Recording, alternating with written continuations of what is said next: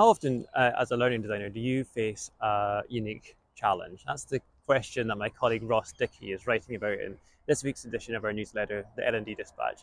And he doesn't mean a unique challenge to yourself. Probably you encounter unique challenges to yourself all the time. He means unique challenges to the world. Like how often are the problems that you're trying to work on, the training you're trying to develop, whatever it is you're trying to do, completely unique? Probably almost never.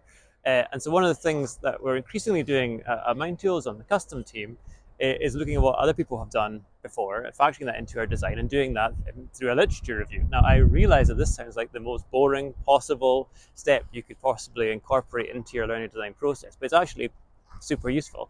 And I can give you an example. So we're doing a project just now on ESG for a client, so environmental, social, and governance issues. And in particular, this client is looking to improve their environmental impact.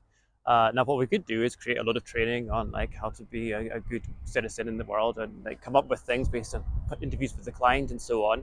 But what we've done in this case is we've looked at what did other organizations do in the past that has actually made a difference to their impact overall. And so there's some interesting stuff that came up in the literature review that my colleague Anna Barnett put together. So one of them was, can we create a sense of belonging? Humans are social creatures. They want to be part of a tribe. And so can we share what others are doing? And then in that way, model the kind of behaviors that we want to see others doing.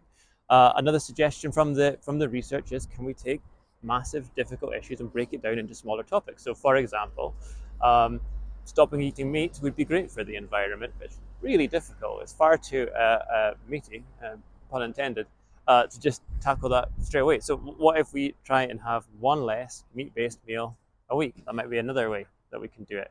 And then can we surprise people? So give them something to do that might interest them and shock them. So for example, when you're streaming Netflix or Amazon or so on, if you switch from HD to standard definition, you can have an 86% reduction in your carbon footprint. That's enormous and quite an easy thing to do. So next time that you're tackling a new learning design challenge, why not do a literature review? Have a look at what others have done, see what works, and then how can you apply that to the context that you're working in. There's more in the newsletter. I hope you found that interesting, and I will see you next time.